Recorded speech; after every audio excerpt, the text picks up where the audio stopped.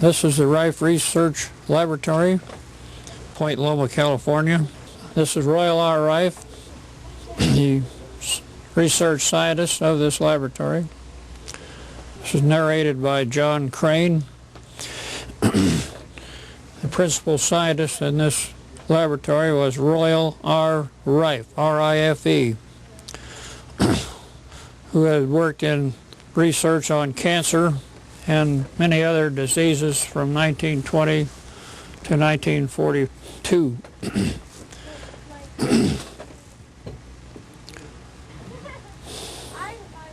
This is the chemical apparatus of the laboratory, part of it.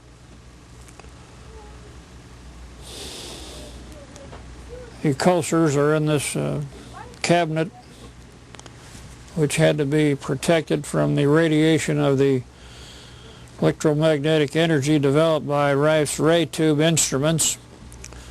There were many sterilizers in the laboratory, one being 15 feet long for the sterilization of glassware and other research items. These are hot water steam heaters.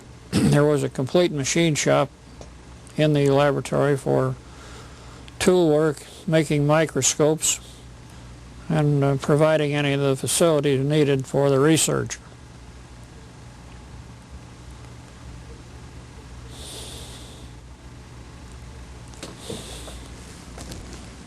This research was sponsored by the Rife Virus Microscope Institute, by Life Lab Incorporated, and by the John F. Crane Corporation, set up for continuing Rife's research.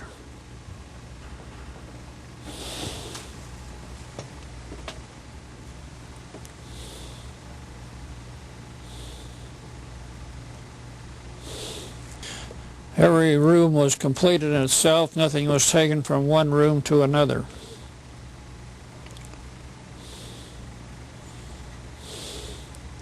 Rife was a world traveler and a great marksman. He had 40 of the most beautiful guns made in those days.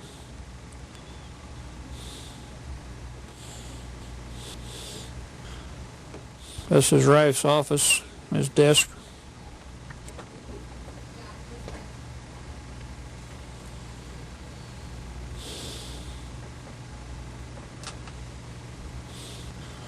This is a vault where he kept some radium and other valuable materials used in the experiments on cancer. Rife had about 1,000 albino rats in the basement, which he used to grow tumors from a virus he isolated, a cancer virus, which was isolated and injected into the rats. These are steam sterilizers in a sterilization room.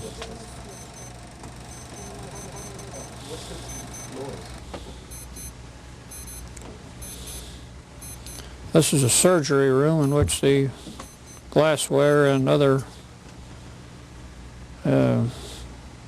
surgery items were used in the operations on the rats by Rife.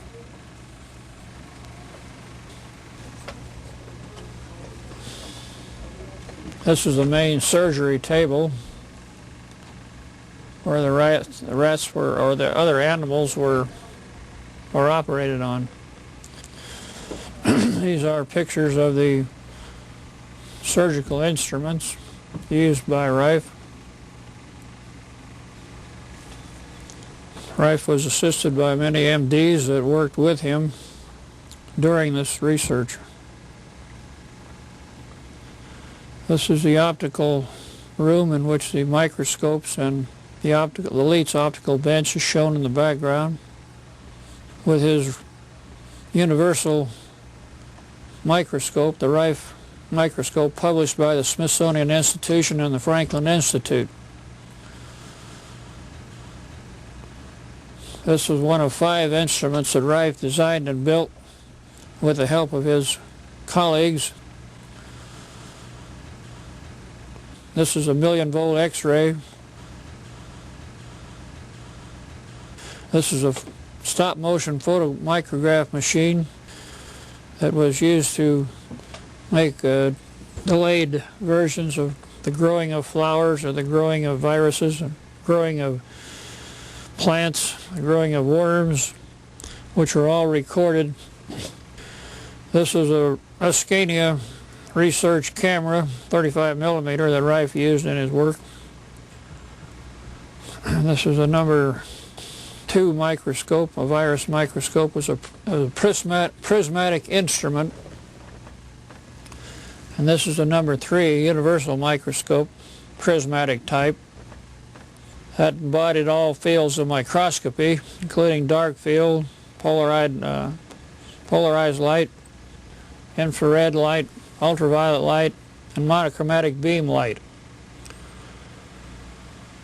The indicator dial moved around 7 times to move the object up and down 1 micron, and it was a very sensitive instrument. The ocular that you see on the left side in the middle of the instrument, when that was plugged in, made it a standard microscope. Now, in isolating cancer virus in 1931, Rife took an ulcerated human breast mass from the Paradise Valley Sanitarium donated by Dr. R.T. Hamer, who was assistant superintendent of the Paradise Valley Sanitarium and Hospital. Portions of this tumor were cut out and filtered through a triple-aught porcelain Berkfeld filter, which gave about 10 micron filtration. The virus could readily pass through a filter of this degree of closeness. The test tubes that are used or shown here are irradiated for 24 hours with neon argon or krypton gas, in which, like a fluorescent light, the radiation caused the virus to become virulent. Rife could then grow tumors in weeks instead of months in the art with this radiation.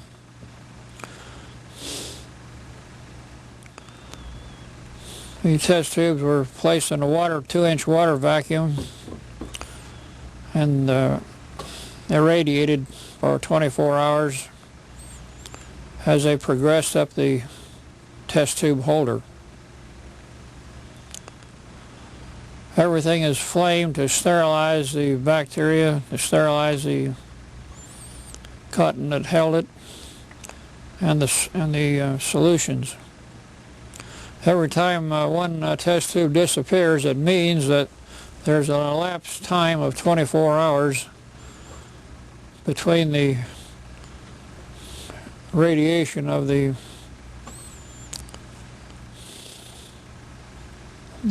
lights.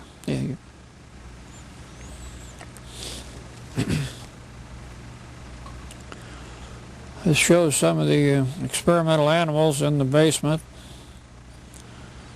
Rife had over 1,000 animals, mostly albino rats.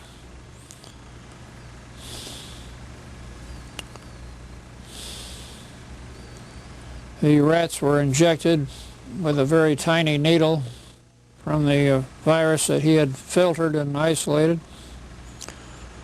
and the tumors would be allowed to grow to be 2 or 3 grams heavier than the rat. These are some of the rats that you see now. Rife had about 12 men that worked in this laboratory to keep everything spotlessly clean and sterilized. The next picture shows the injecting of the cancer virus in the rat.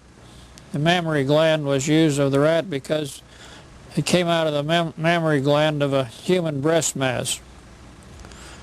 The rat was given a partial anesthesia to avoid the shock of the needle, and the virus was injected in the rat.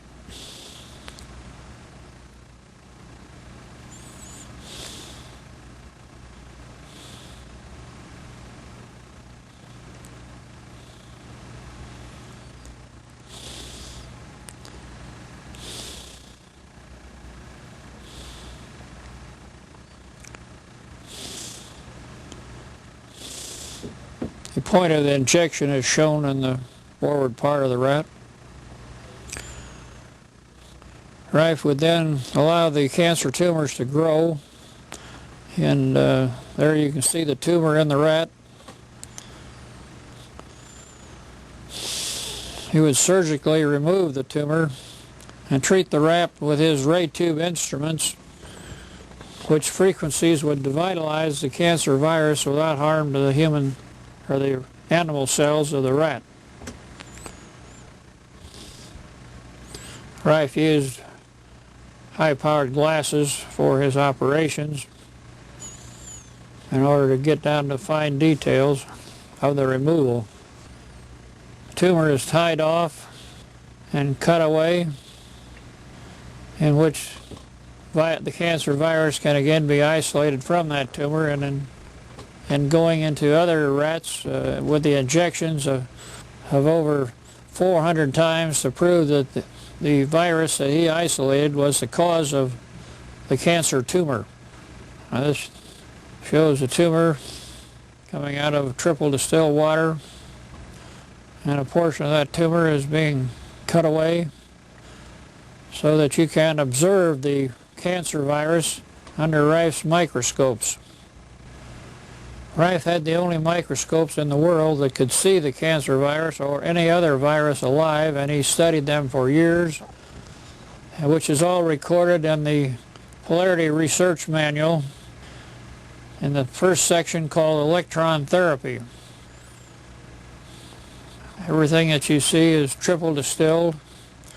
This is triple distilled water going in. He's going to gently grind up the cancer tumor to extract the virus. This is a Berkfeld filter, porcelain filter, similar to Dresden China unglazed. The liquid material is poured into the test tube,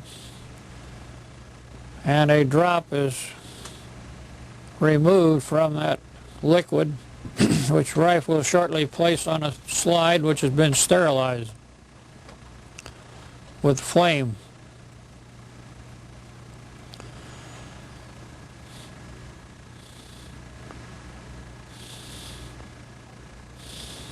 The liquid material is withdrawn from a micro pipette made by Rife into the solution, and the drop is placed on the slide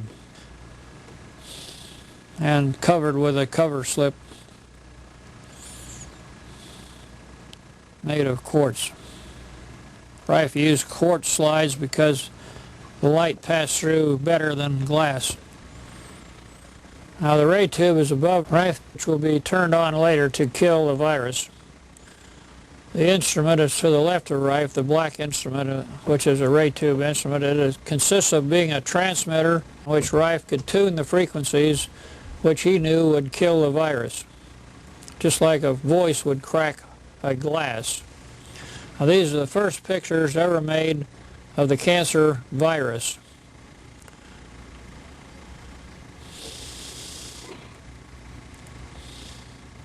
These cancer materials were motile, streamlined shapes like a fish, which Rife said would travel at speeds of 400 miles per hour if the comparable distance were measured in ordinary air. This is an air bubble coming in from the right-hand side of the slide because the slide was not sealed.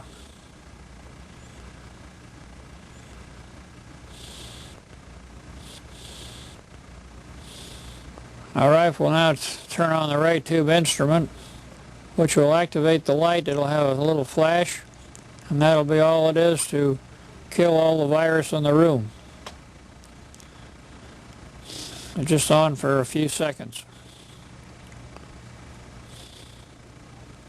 This ray tube instrument had a capacity of 500 watts. Which would transmit this energy 10 to 12 miles in around the whole area.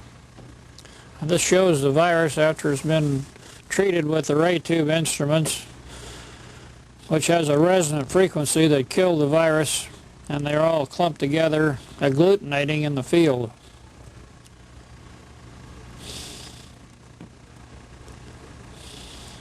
This shows the ray colors, not the colors, but the ray emanations. You'll see the colors pretty soon. The lethal frequencies of the electromagnetic emanations are shown here in these first slides ever made of oscilloscope patterns, which were shown in the Detroit Electronic Convention in 1942. These spikes of these frequencies are primarily the killers of the virus, which actually the internal energy is built up in the virus and they just disintegrate into pieces, so there's no life left to grow again.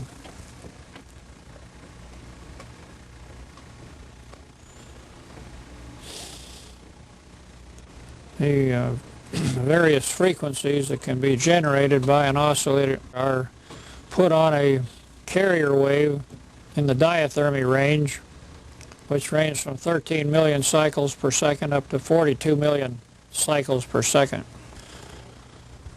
And this shows the amplification of the signal going into the carrier wave, and the slower frequencies now are being shown, which they can be varied with harmonics and other square wave waveforms that were later found to be much more effective than sine wave or triangular wave or other waveforms that have been tried for years. This is an Abrams oscillator, a deadbeat oscillator that generated the frequencies which you see here for the spikes coming up to kill the cancer virus or any other virus.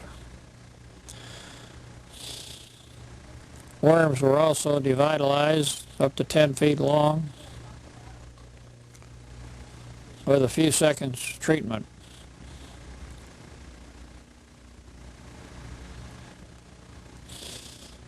Rife tested Abrams' deadbeat oscillator and found that it worked also, in addition to his own electromagnetic energy systems. This research has all been suppressed by the American Medical Association, by Morris Fishbein, who also tried to suppress all of the reports and scientific publications from the Rife Research Laboratory.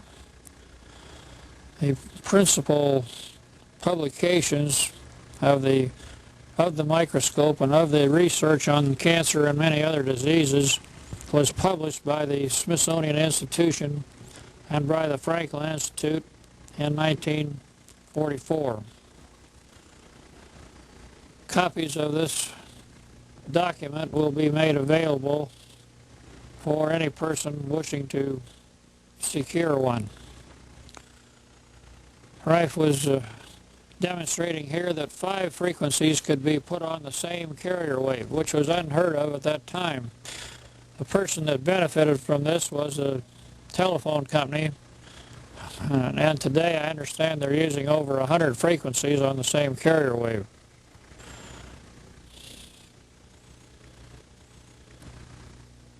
This work was in conjunction with Coolidge of General Electric, who furnished the ray tubes.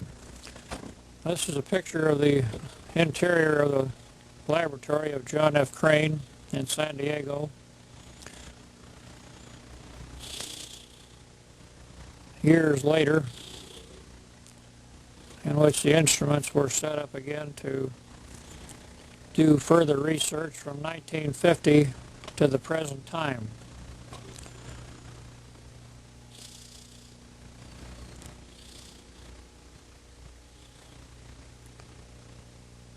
This is an optical bench, Bosch and Lomb, for studying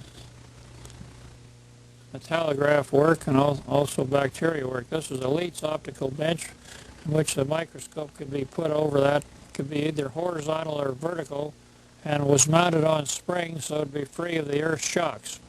This is a petrographical micropolariscope used by Rife for chemical analysis and for observation of the bacteria and virus, which was transmitted up through the 40-inch bellows of the Leitz optical bench so that photomicrographs could be made of the bacteria and other entities. This is a number 2 microscope. This is a number 4 microscope built by Rife and his assistants. Rife was a great machinist, had a tool and die maker working with him at all times. These are the controls of the instrument. That's a fine adjustment and the coarse adjustment on the top and the back.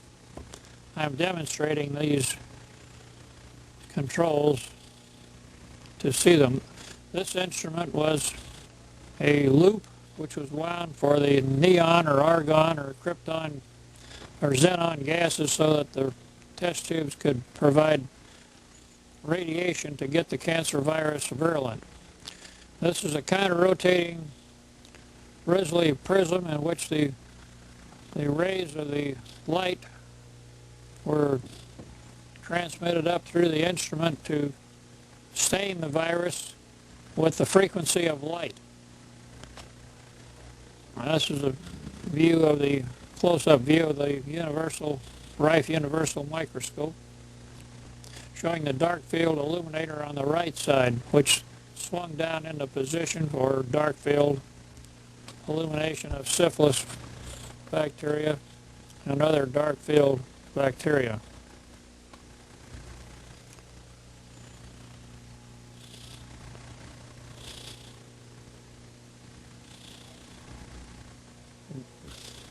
Rife researched all of the bacteria, including Streptococcus, Staphylococcus, Streptothrix, leprosy, tuberculosis, gonorrhea, Streptothrix, and many other diseases.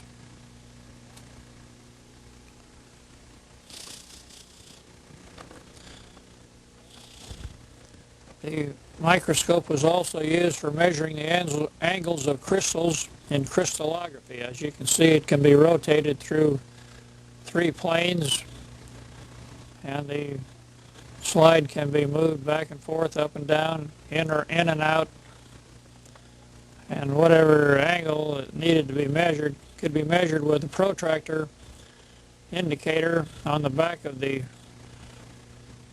microscope at the top, which was also coordinated with the angles of the movements that you just saw.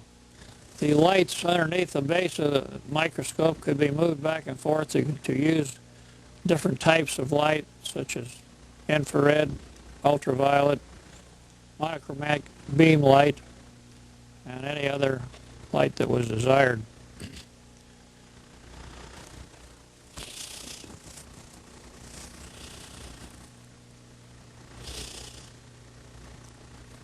The microscope had prisms that went through both sides of it. This is the patented Rife microscope lamp, which took an ordinary automobile 21 candle power bulb and boosted it up to 1200 candle power with the reflector on the bottom, which you see there, and the condenser lens at the top of the unit. This is a Van Leeuwenhoek hanging drop microscope, first developed around 1600 by a Dutchman in Europe, in which you could see large bacteria like paramecium and other units of microorganisms. This is the original research instrument, which changed the ohms from 100,000 ohms to 1,000,000 ohms in steps of 1 ohm to vary the frequencies used in this ray tube, which you're seeing here now. This is the inside of the ray tube, activated by 8,000 volts, which helium gas was used to cause the radiation to kill the virus of cancer and other viruses. This is a standard X-ray tube converted with the helium gas so that it could be used, and this shows the change in the resonant frequencies to get different intensities of the light.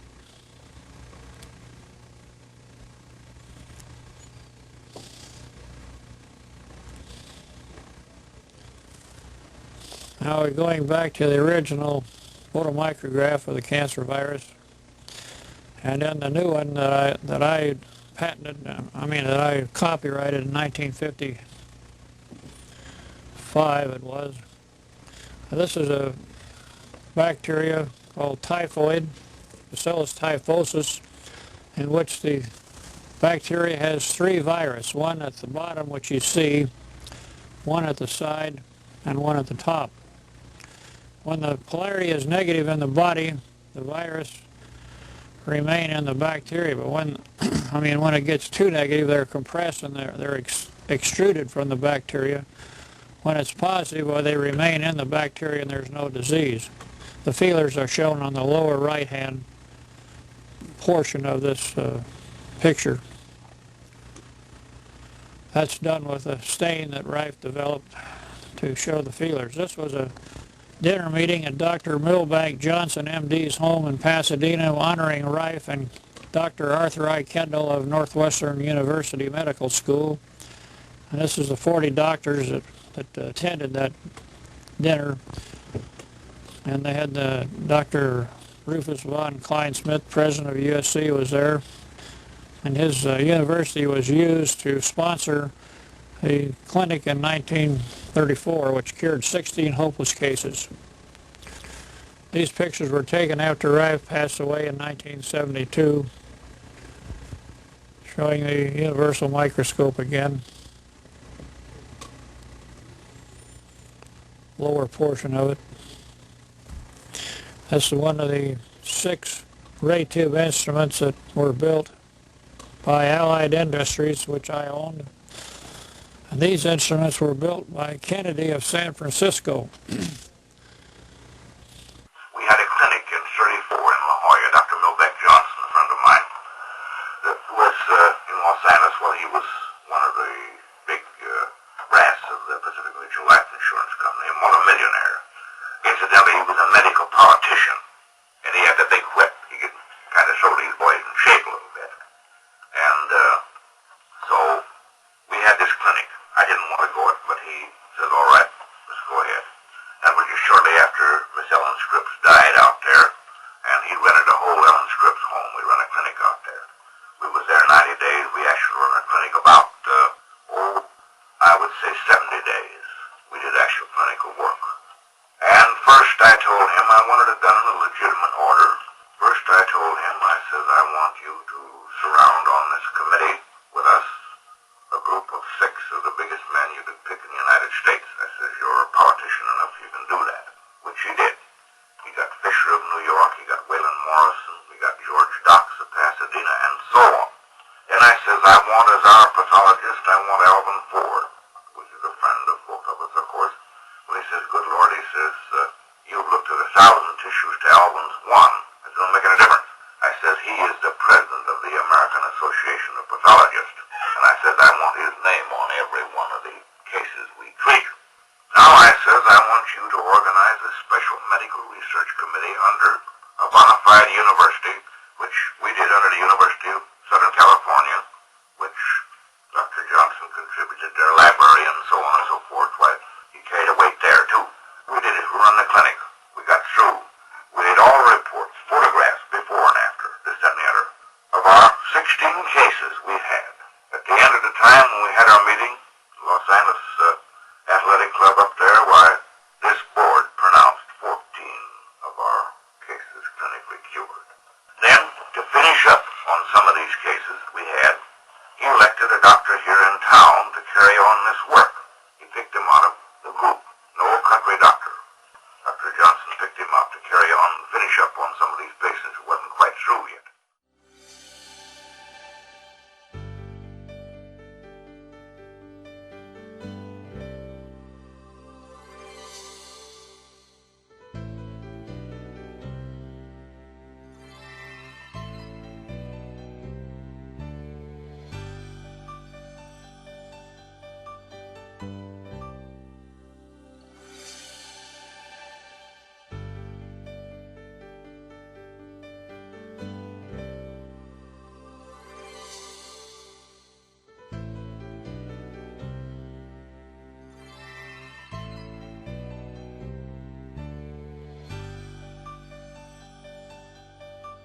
you.